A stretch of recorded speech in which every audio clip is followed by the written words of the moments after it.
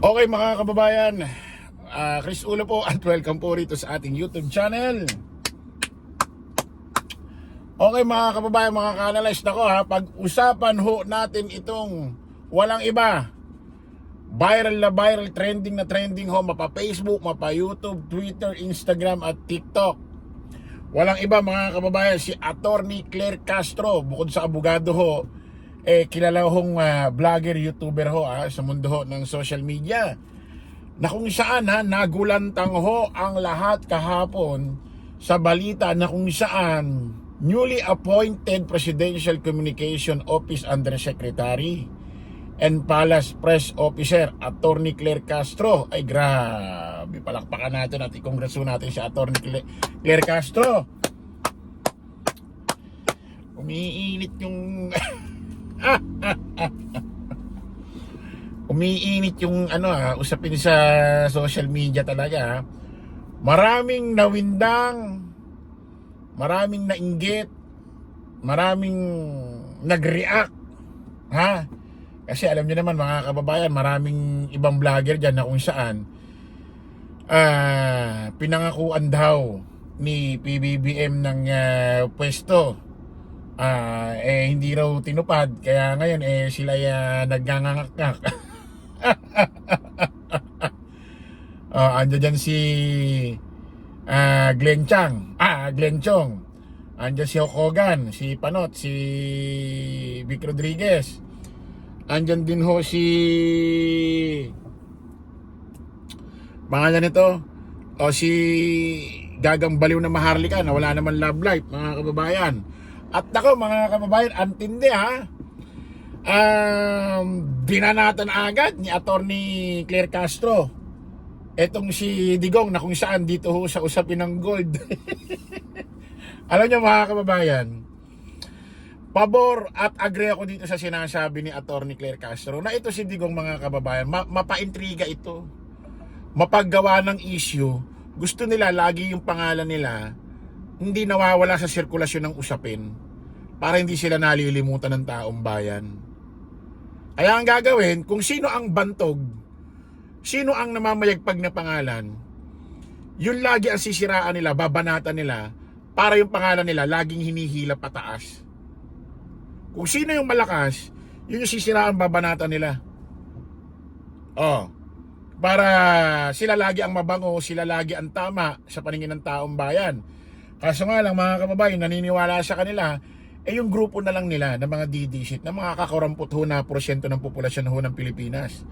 Pero mas malaki ho ang porsyento ng mamamayang Pilipino na hindi na naniniwala rito sa mga ito, na nabudol. Especially mga dilaw, kakamping, pula, loyalista. Panoorin nyo ho ito, pakinggan ho natin, gawan ho natin reaction, opinion, analyze ho itong ginawa hong statement ni Attorney Claire Castro na bagong appointee o appointed or inappoint ni PBBM. Na ulitin natin ulit ang kanyang posisyon banggitin ulit natin. Ang ganda pakinggan Newly appointed Presidential Communication Office Undersecretary and Palace Press Officer Attorney Claire Castro. Alam nyo mga kababayan ang dami nang may naging posisyon ng ganitong posisyon dito kay PBBM. Yung iba sinibak na o natanggal na. Hindi ganito kaboka, hindi ganito ka palaban. Para bang nangingilag sa usapin awayang administrasyong Marcos at awayang demonyong administrasyong nagdaan. Hindi demonyo tuloy. Nagdaang dating administrasyon Duterte. Hindi ganito katindi kung paano magtanggol. Para mga tameme, para mga duwag, walang buntot. Urong ang mga buntot nila. Eto ngayon, pag tinignan mo si Attorney, kasi dati ko nang pinanonood dito Tapos silip-silip, minsan nanonood. Ibang-iba yung aura pananalita ni Attorney Claire Castro doon sa kanyang live. Dito, nagulat ako kahapon. Although busy tayo, hindi tayo nakapag-vlog or nakapag-live. Nagulat ako doon sa outfit, tapos aura ng mukha ni Attorney Claire Castro. Pati yung, hindi ko alam kung saan nagpa-parlor. Hindi ko alam kung sino nag-ayos ng buhok ni Attorney Claire. nag-makeup ng mukha ni Atty. Claire, ang layo ng mukha niya doon sa paglalag niya doon sa kanyang YouTube channel at ang layo ng kanyang pananalita doon sa kanyang YouTube channel. Yung humarap kahapon sa press conference at binanatan, sinagot niya itong si Digong dahil sa paninira kay Pangulong Bongbong o sa Administrasyong Marcos about doon sa pagbebenta ng ginto. Ibang-iba yung mukha ni Atty. Claire, mukhang palaban. Mukhang walang sisinuhin sa kabilang kampo sa Administrasyon Duterte. Pati yung tingin ng camera, daway kung paano siya magsalita sa press. Iba yung aura, iba yung dating, palaban. Sino kaya nag-makeup dito? Sino kaya nag-ayos ng buhok ni Atty. Claire? Parang, alam mo yung aura niya kahapon, yung pananalita niya, yung makeup niya, pati yung ayos ng kanyang buhok, doon pa lang may mensahe na Parang sinasabi na, putik ko kay lolo ko ngayon. Ayarin ko kayo. Pakinggan nyo ito mga kababayan itong inano ni Atty.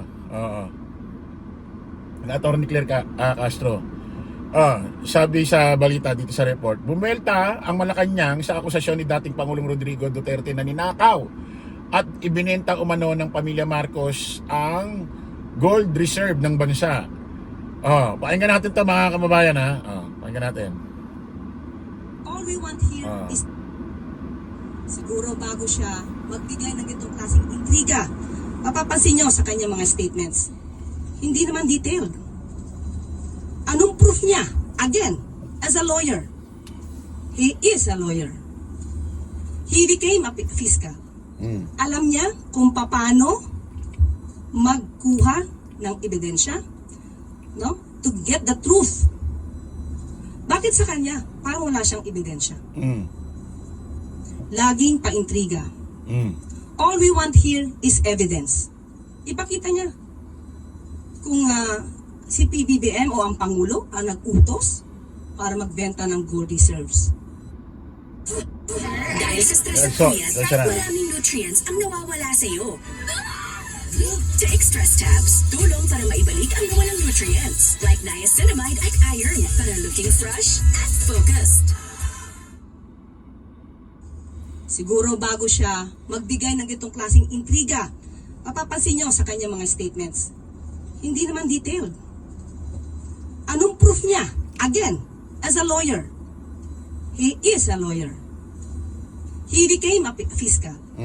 Alam niya kung paano magkuha ng ebidensya, no? To get the truth. Bakit sa kanya? Parang wala siyang ebidensya. Laging paintriga. All we want here is evidence. Ipakita niya kung si PBBM o ang Pangulo ang nag-utos para magbenta. Ito kasi mga kababayan,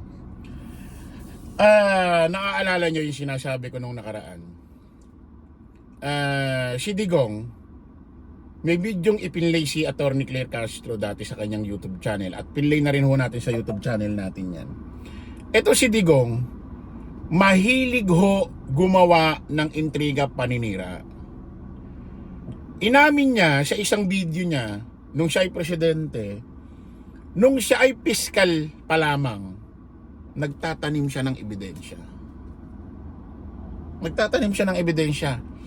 At may video rin mga kababayan na kung saan, yung paninirang ginawa niyang bank account kay dating Senador Antonio Trillanes, puro peke. Paninira. Tingnan natin kung marirecover pa ho natin yung video. Tingnan natin kung maano pa natin yung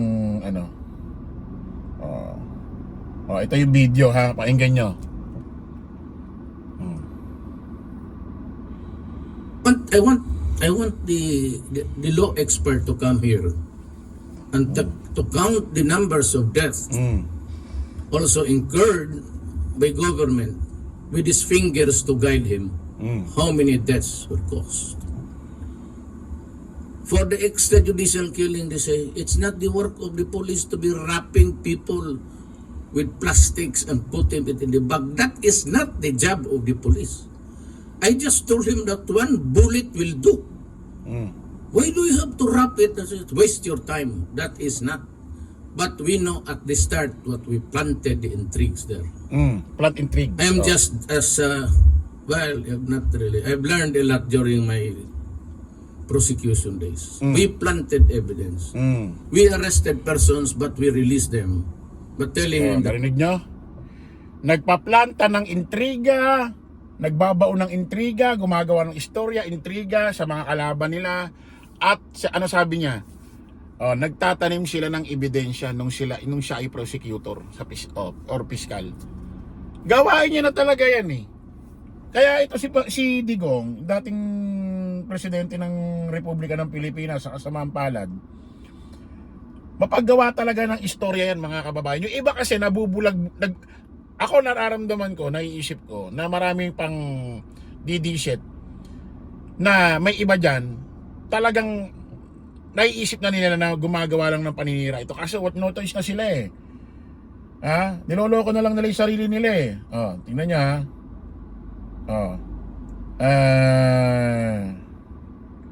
teka lang. Sayin natin to.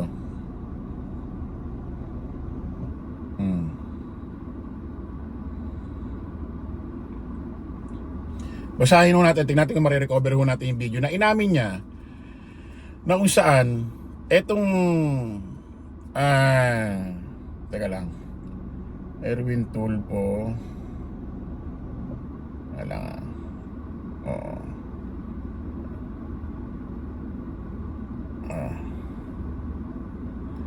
tignan natin kung marirecover pa natin mga kababayan tignan natin kung ano pa natin, kung marirecover natin. Dati may pinatugtugo kasi akong video, ewan ko lang kung pakinggan natin. Ito ba yun? Hindi natin marirecover. Dati nasa akin yun eh. Tignan natin dito.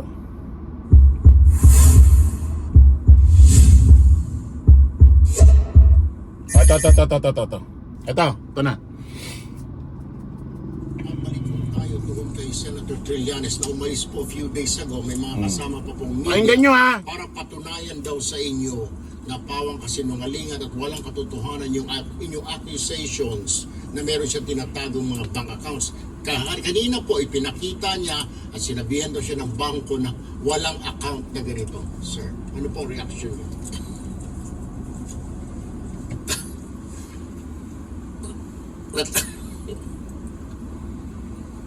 talagang naswak siya sa doon na Trillanes, ganito yan. Ang binasa ni Mocha, kinig kayo ha, actual account number from Mocha at Erwin. Ikaw yan eh. Pakinggan nyo. Binasa mo 117-800-281-602. Magpa kayo ng labis. Kinig kayo ha. Ang kay Erwin pati kay it's 117-80 00281 602. Binasa ko, binawasan ko ng number. Wala ito, imbento lang.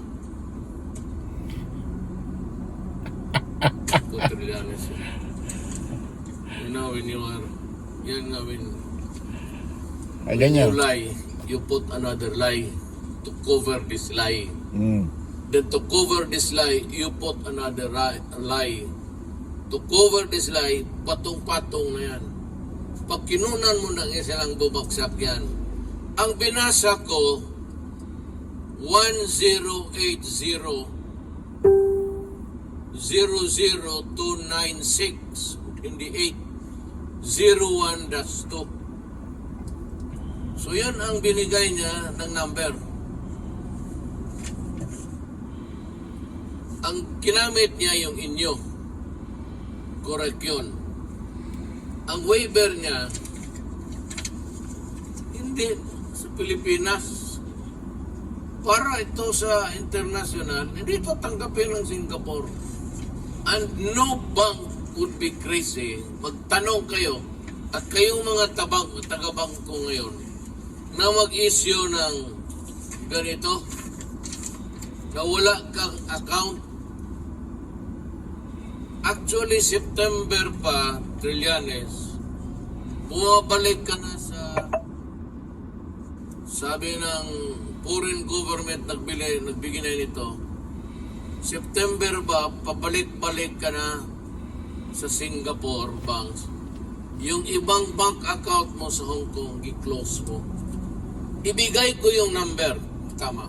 Teka lang. Dadating yan kasi Gi-invento na lang.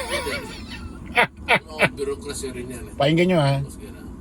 Tignan mo kalukuhan mo ha. Deposit account verification, Singapore banks. Banks ito ha. Hindi ito banks. So ibig sabihin marami.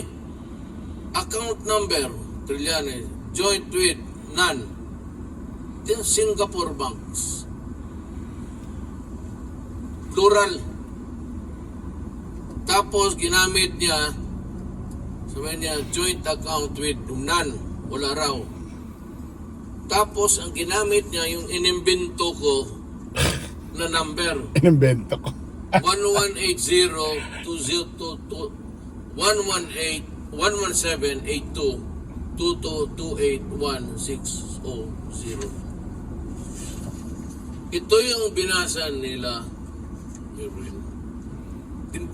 Kinunan ko ng number, kita mo hindi kasing haba. Tapos, ito yung reported sa article.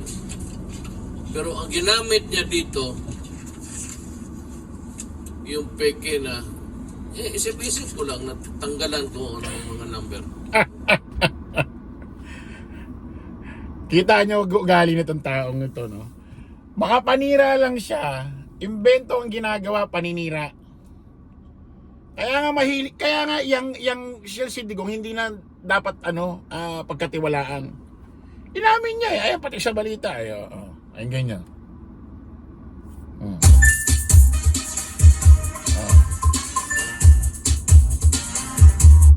Inimbento lang daw ni Pangulong Duterte ang bank account number na sinabi niyang di mano pag-aari ni Senator Trillanes. Gayunman, nanindigan ng Pangulo na merong offshore bank accounts ang senador. Nabuking lang, nagdadagdag ulit. Kita mo, nung hindi pa ginagawa ni Trillanes, kumukuha siya ng ebidensya na katunay, invento lang ginawang paninira sa kanya ni Digong, hindi niya inaamin. Pero nung napatunayan ni Trillanes, inamin niya. Kaya yung mga ginagawa ni Digong, mga paninira lang lahat niya kay PBBM. Inamin niya pa dati nung prosecutor siya, nagtatanim sila ng ebidensya. Isipin mo, prosecutor ka, magtatanim ka ng ebidensya, di kawawa yung tao. Kaya tama ho lahat ng sinasabi ni Atty. Claire Castro, mga kababayan. Okay, maraming salamat po mga kababayan. Kita-kita ulit tayo sa panibagong live, panibagong vlog. Paalam po pasamantala ang inyong lingkod, Dons Crisulo. Lagi natin tatandaan, don't follow the majority, follow the right way. Maraming salamat. Kita-kits po tayo ulit. Bye-bye.